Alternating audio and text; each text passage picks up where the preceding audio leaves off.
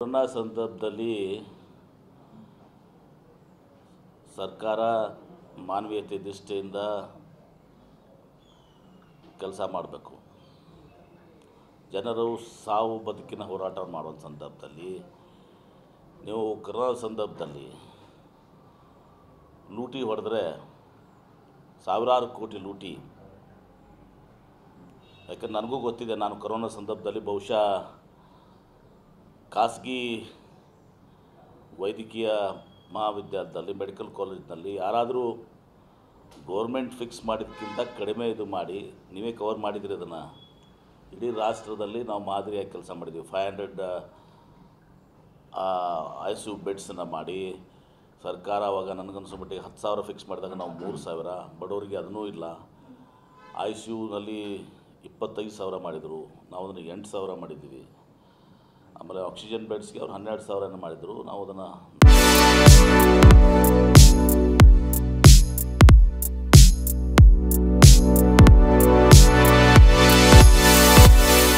4,000 ಹಾಗೆ ಮಾಡಿ ಇವತ್ತು ದಿವಸ ಇಡೀ ದೇಶದಲ್ಲಿ ಇವತ್ತು ನಮ್ಮ ಜವಾಬ್ದಾರಿ ಏನು, ನಾವು ಯಾರ ಮೇಲೆ ಉಪಕಾರ ಮಾಡಿಲ್ಲ, ನಮ್ಮ ಜವಾಬ್ದಾರಿ ಅದು.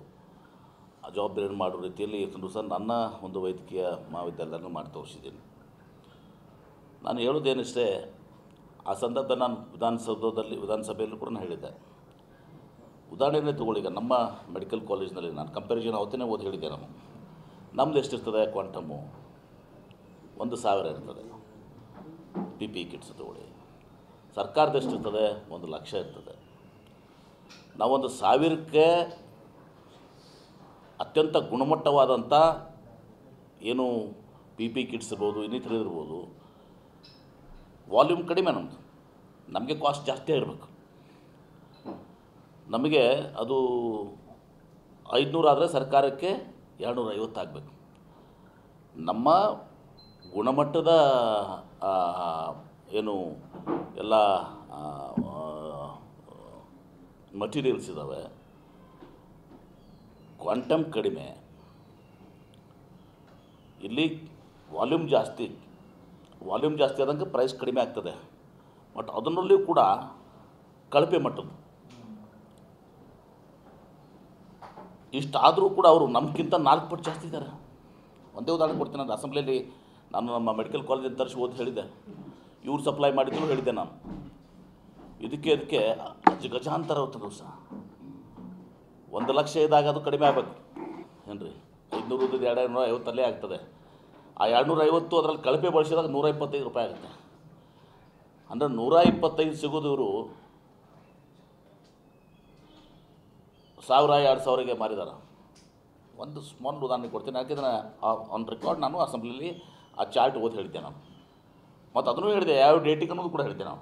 ಯಾಕಂದರೆ ತಪ್ಪಿಸ್ಕೊಳ್ಳೋಕೆ ಸಾಧ್ಯ ಇತ್ತು. ಇಲ್ಲ ಅವತ್ತು ರೇಟ್ ಬೇರೆ ಇತ್ತು, ಇವತ್ತು ರೇಟ್ ಬೇರೆ ಇತ್ತು ಅಂಥೇಳಿ ಎಲ್ಲವನ್ನು ಕೂಡ ಕೊಟ್ಟಿದ್ದೆ ನಾನು. ಮತ್ತು ಕೊಟ್ಟಿದ್ದೆ ನಾನು ಅಸೆಂಬ್ಲಿಯಲ್ಲಿ ಕೂಡ. ಹೀಗಾಗಿ ಭಾಳ ದೊಡ್ಡ ಹಗರಣ ಆಗಿದೆ. ಹೌದು, ನಾವು ವಾರ್ ಫುಟ್ನಾಗ ಕೆಲಸ ಮಾಡಬೇಕು, ಸತ್ಯ. ಜನರ ಸಾವು ಬದುಕಿನ ನೌದ್ಯ ನಾವು ಅವ್ರನ್ನ ಬದುಕಿಸುವಂಥ ಪ್ರಯತ್ನ ಮಾಡಬೇಕು, ನಿಜ. ಆದರೆ ಲೂಟಿ ಹೊಡಿಬೇಕಂತಿಲ್ಲಲ್ಲ. ಸಾವಿರಾರು ಕೋಟಿ ಲೂಟಿ ಹೊಡೆದಿದ್ರಿ. ಮತ್ತು ಈ ಮಾತು ಯಾಕೆ? ಕೊರೋನಾದಲ್ಲೂ ಬಿಟ್ಟಿಲ್ಲ ನೀವು. ಕೊರೋನಾದಲ್ಲಿ ಮಾನವೀಯತೆ ಮೆರಿಬೇಕಾಗಿತ್ತು, ಜನರ ರಕ್ಷಣೆ ಬರಬೇಕಾಗಿತ್ತು. ಅದರಲ್ಲೂ ದುಡ್ಡು ಹೊಡಿತೀರಂದರೆ ಇದಾಗಿದ್ದು ಸತ್ಯ. ಇದು ದೇಶದ ರಾಜಕಾರಣ ಮಾಡ್ತಾ ಇರೋ ಸರ್ಕಾರ ಅಧಿಕಾರಿಗಳಿಗೆ ಆಯೋಗಕ್ಕೆ ಒತ್ತಡ ಏರಿ ಮಧ್ಯಂತರ ವರದಿ ಪಡ್ಕೊಂಡಿದೆ ಅಂತ ಆರೋಪ. ನಾನು ಉದಾಹರಣೆ ನಂದೇ ಕೊಟ್ಟಿದ್ದೀನಲ್ಲಪ್ಪ. ನಾನೇ ನಿಮ್ಮ ಮುಂದೆ ಹೇಳ್ತಾ ಇರೋದು ನಾನು ವಿಧಾನಸೌಧದಲ್ಲಿ ಹೇಳಿದ್ದೀನಿ, ವಿಧಾನಸಭೆಯಲ್ಲಿ ಹೇಳಿದ್ದೀನಿ, ಚಾರ್ಟ್ ಮಾಡಿ ಹೇಳಿದ್ದೀನಿ. ಈ ಸಂದರ್ಭದಲ್ಲಿ ಒತ್ತಡ ಏರಿ ವರದಿ ಮಧ್ಯಂತರ ಅಂದರೆ ಇದು ಲೂಟಿ ಹೊಡಿಲಿಕ್ಕೆ ಇದೆಲ್ಲ ನೆಪನ? ಲೂಟಿ ಹೊಡ್ಯಾಕೆ ಯಾರು ಹೇಳಿದರು? ನಾವು ಹೇಳಿದ್ವಾ?